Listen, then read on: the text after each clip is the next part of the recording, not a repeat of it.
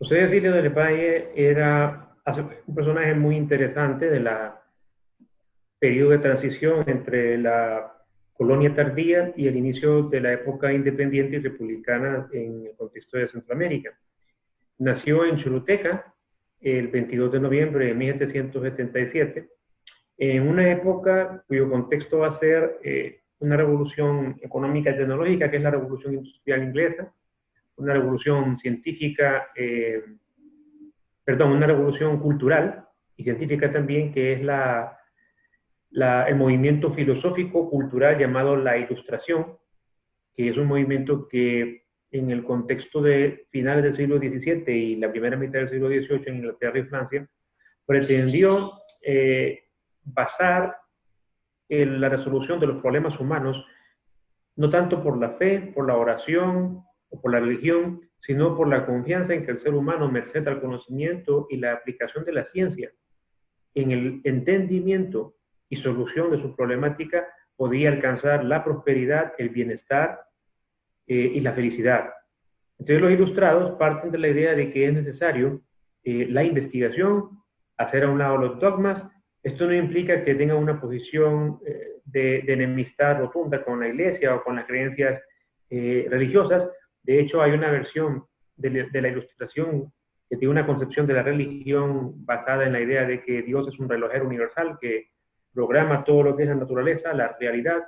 y a partir de que la ha creado como un relojero se retira y el reloj, que es la naturaleza y la realidad social y natural, continúa en su funcionamiento, y si esta genera problemas de índole social, por ejemplo, ya somos los seres humanos, por ejemplo, los que hemos generado los problemas, y para entender la génesis de esos problemas tenemos que estudiarlos y resolverlos de manera científica, de manera racional y de manera con el uso, pues como les dije, de la razón y el método científico. Ese contexto cultural es el que va a predominar en la Guatemala de la segunda mitad del siglo XVIII, donde coincide la emigración de la familia Díaz del Valle, a la cual pertenecía José Cecilio, en 1789, que dicho sea de paso, es otro año relevante para entender a Valle. Es la época de la Revolución Francesa, un periodo de tiempo que es de alguna manera una derivación de las ideas ilustradas en política que planteaban que el mejor sistema de gobierno posible era aquel que era representativo de los intereses generales de la nación, pero estos intereses generales no eran interpretados o no debían ser interpretados al capricho de un monarca, por ejemplo, de que dirige, que centralizaba los poderes, sino de un pacto social. De hecho, así se llama una de las obras de los grandes ilustrados franceses del siglo XVIII, el contrato social, que plantea que la soberanía no reside en una persona que llamaríamos rey o al antiguo monarca absoluto, sino en la nación, en el pueblo, en los ciudadanos.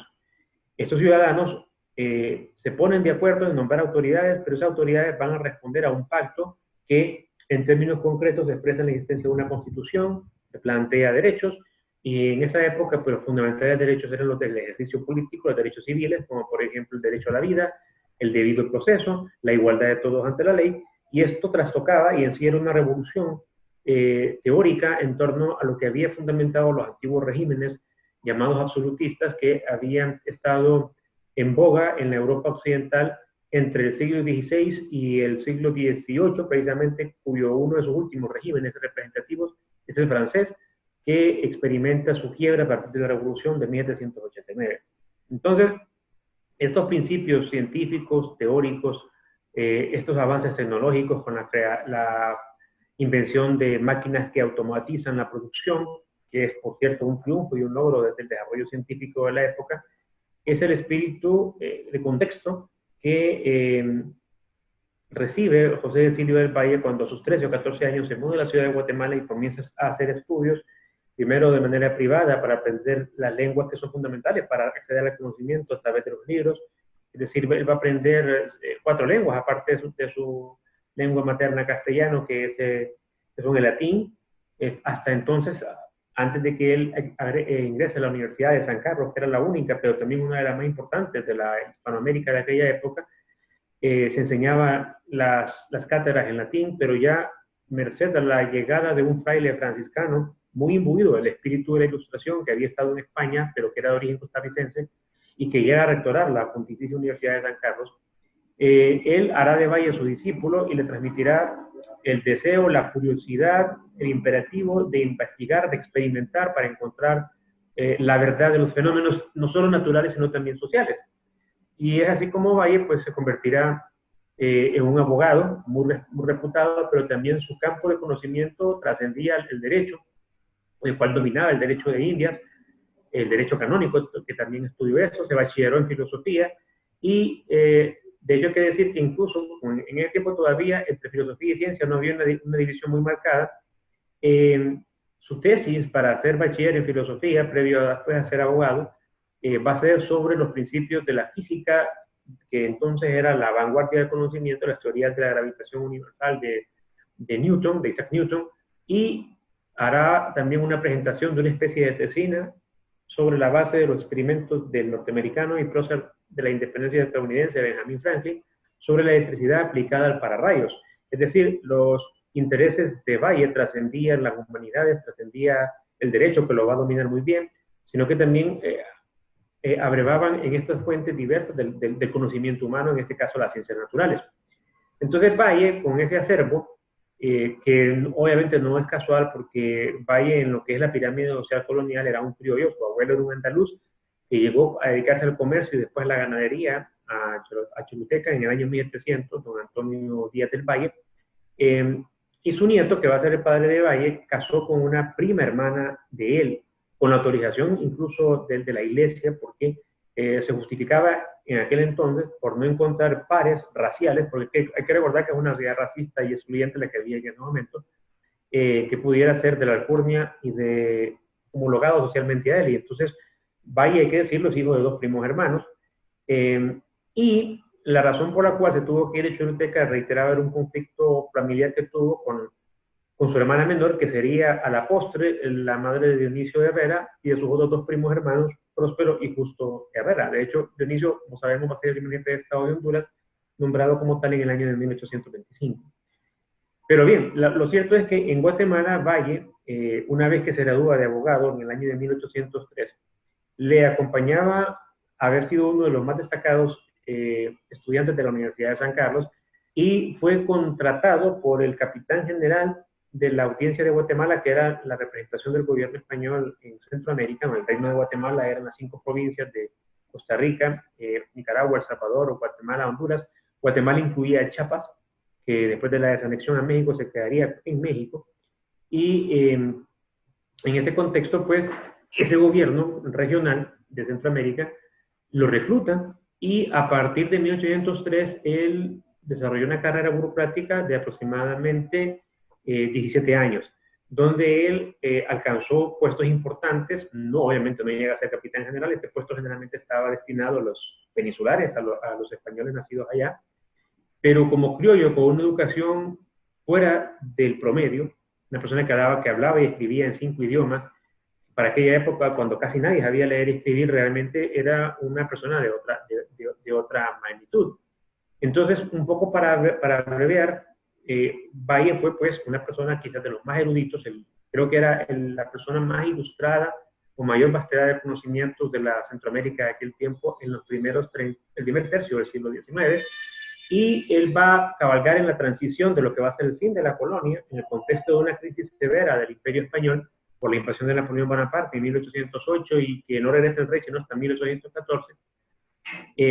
Y en la medida en que él va escalando posiciones y también va siendo exitoso, no solo posiciones burocráticas, sino en el ejercicio de la profesión del derecho, se convierte poco a poco invirtiendo sus ingresos en haciendas, en bienes inmuebles, en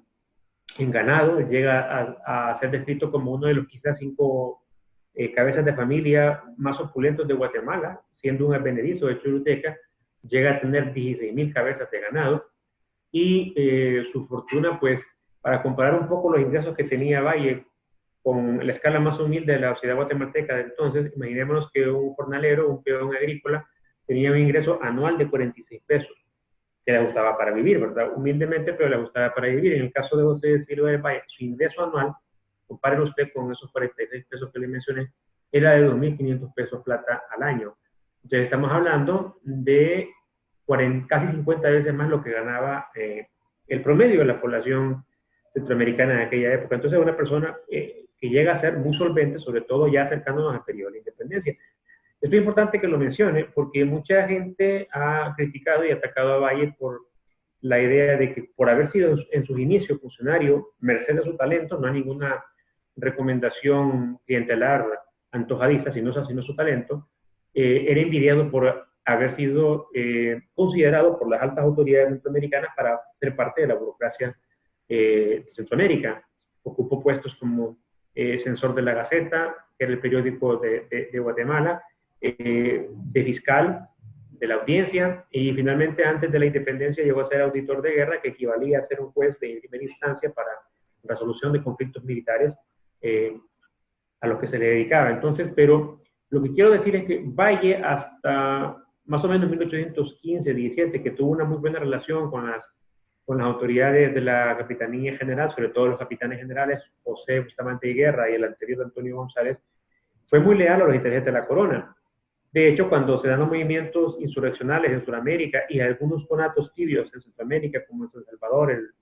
5 de noviembre de 1811 y otro posterior en Granada y otro también en Guatemala, él manifiesta un poco de incomodidad y dice que en el contexto de la invasión napoleónica a España lo que convenía era la lealtad a la autoridad real y no la conflictividad que podía derivar en lo que para él había sido una experiencia muy negativa, el baño de sangre que había implicado la Revolución Francesa. Entonces, en ese sentido, esa postura de Valle, un poco conservadora, si le podemos llamar, a ese momento de la historia, es lo que ha quedado en la memoria de muchos de sus biógrafos, planteándolo como una persona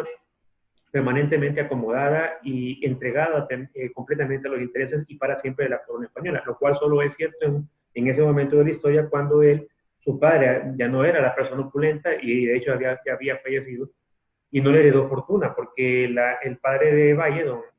Antonio, fracasó en los negocios, perdió sus bienes por hipoteca vencida de préstamos que no pudo pagar, le alcanzó para darle la mejor educación posible a José Edilio del Valle, pero no la alcanzó para heredarle, y sin embargo Valle, reitero, llega a ser en un plazo de 10, 15 años uno de los 5 hombres más ricos de Guatemala, pero sobre todo es por un asunto de talentos, de sus inversiones que hace, de su prestigio como abogado y también el reconocimiento que le da la corona a través de la audiencia como funcionario destacado a los intereses de la misma. Pero cuando José Edilio del Valle se acerca al periodo de la independencia y que incluso se desmarca de ser funcionario por 3 años de la corona, él ya no tiene una conciencia de español y comienza a darse cuenta de que sus intereses materiales, concretos, familiares, se ha casado con la hondureña María Josefa Valdero, llega a tener 3 hijos, el último de ellos es un varón llamado Bernardo Macabeo. Entonces sus hijos, él mismo, su familia, no los mira ya en España, porque en algún momento él quiso mirar a España por las enemistades y envidias que tenía las grandes familias ricas y añejas de Guatemala. Entonces él comienza a pensar desde mismo como americano, y por lo que él observaba de lo que estaba pasando en Sudamérica, en México, se da cuenta de que la independencia tarde o temprano va a ser un imperativo, y cuando se dan las circunstancias en 1821 que convencen a los principales líderes políticos y económicos americanos y criollos de la ciudad de Guatemala de la conveniencia de la misma, es que él asiste como auditor de guerra a la sesión que es convocada por el capitán general Gavino Gainza. También hay que decir que el recientemente conformado Estado mexicano independiente ha sido también un aliciente para el capitán general de darse cuenta de que la independencia va a ser inminente. Entonces se reúnen 3 bandos, un bando que quiere que la colonia siga, que no haya ruptura con España, que está dirigido entre otros por el arzobispo de la Iglesia Católica de Guatemala, el sacerdote Fray Ramón Casados y Torres,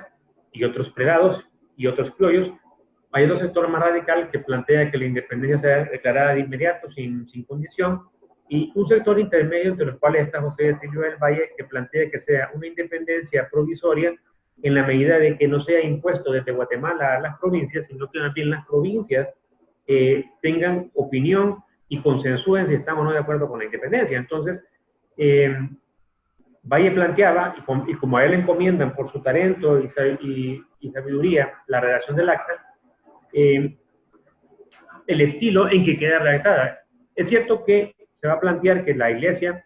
continúa siendo la religión oficial del Estado, y eso para muchos le da un contenido conservador a esta independencia. También se plantea que no habrá novedad en las autoridades, excepto que se forme una junta consultiva de la cual va a ser miembro, entre otros, José de Silva del Valle y otros criollos, acompañando o asesorando al antiguo capitán general, pero esto estaba sujeto a la constitución de autoridades democráticamente electas, que eso es lo que Valle le introduce al segundo artículo de la Declaratoria de Independencia, donde plantea que un Congreso Constituyente de las provincias, que debería reunirse el 1 de marzo de 1922, iba a determinar la forma de gobierno, que en la concepción de Valle debía ser una forma de gobierno republicana, democrática, que no podía ser de otra manera en el contexto de su formación como un ilustrado, y que él había abrevado en las teorías del derecho y del Estado más modernas de aquel tiempo, y que estaba en contra ya del absolutismo.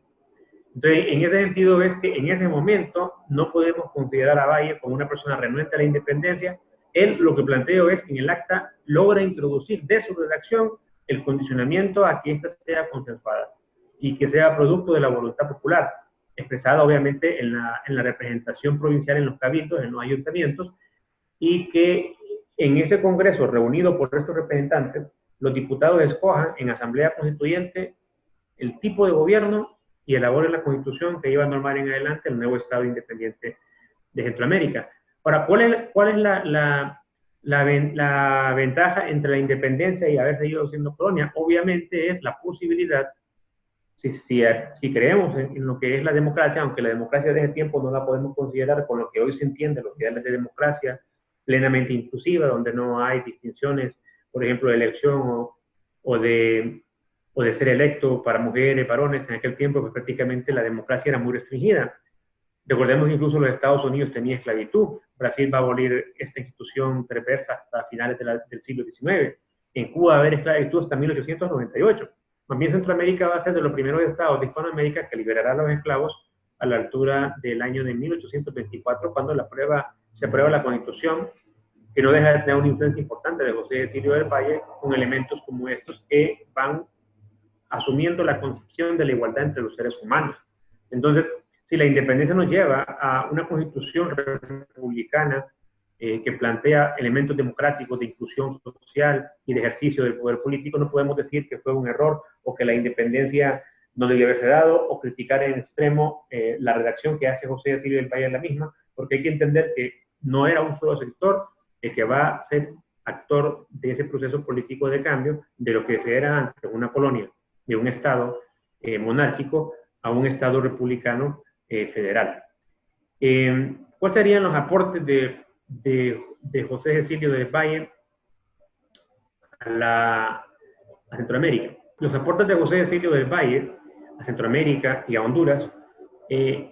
no los podemos entender si no es un contexto, porque Valle, aunque nació en Choluteca, provincia colonial de España en Honduras, él no se asumía como choluteco,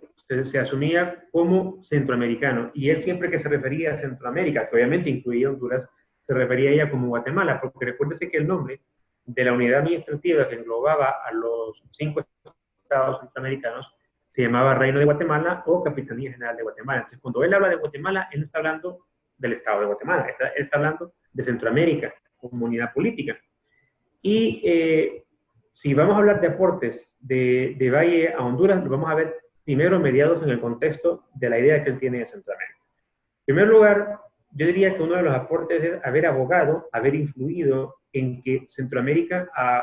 junto a otros, por supuesto que no era el único que pensaba así, pero va a ser de los que va a contribuir en que el orden político fuera republicano. Y cuando hablamos de un orden republicano, estamos hablando de un orden representativo democrático. Entonces, eso ya era un avance en la forma de ejercicio político a lo que había sido antes una monarquía absoluta. Por otro lado, él estaba convencido de que Centroamérica solo podía avanzar en la medida en que se igualaran las condiciones básicas de educación. Se sabía que había un tremendo analfabetismo, creo que el 90%, si no el 95% eran analfabetos. Sabía también de que había muy pocos profesionales. De hecho, su conocimiento era demasiado para aquella época en relación a sus contemporáneos. Ni siquiera las personas con que él compitió políticamente se acercaban mínimamente su talento, y eso lo lleva, si se quiere, un poco de pecado orgulloso, a asumir que quienes deben conducir o dominar la política de los estados como Centroamérica tenían que ser los más sabios. Pero eso no quiere decir que él le niega la posibilidad a otros actores políticos de llegarlo a hacer, pero para ello él considera que debe haber una transición de algunos años en que el Estado asuma la prioridad de masificar a través de un sistema de educación general para todos, no un sistema privado, del cual él sí pudo hacerlo en su momento porque tenía los recursos, y llega a plantear en sus indios podrán, los hijos de África, se refiere a los negros, ser parte del gobierno de Centroamérica. Él llega a decir, habrá filósofos entre los indios, porque está convencido de que todos tienen la igual capacidad. Lo que ha generado la desigualdad social es la desigualdad de oportunidades, y una oportunidad fundamental que para José Cecilio del Valle el Estado debe procurar que sea resuelta es la educación. De hecho, una de sus frases más famosas en sus escritos, creo que en la memoria de la educación, que él, estando preso en México cuando se dio la anexión, escribió para luego ser admitido como académico de la Academia de Educación Elemental de París, mandó una especie de ponencia con la cual se le aceptó. Creo que concluye esta obra con esa famosa frase que está en los membretes de nuestra universidad, que la educación es la primera necesidad de la República. Eso va a ser un elemento permanente, y aunque Valle nunca ocupó posiciones permanentes ejecutivas, no llegó a ser presidente, fue 3 veces candidato. La primera vez, algunos plantean que fue objeto de un fraude en 1825, en 1830, legítimamente, merced a la popularidad que Morazán tiene después de haber derrotado una dictadura por la vía militar, pierde limpiamente contra él, pero la tercera vez que él gana, desafortunadamente,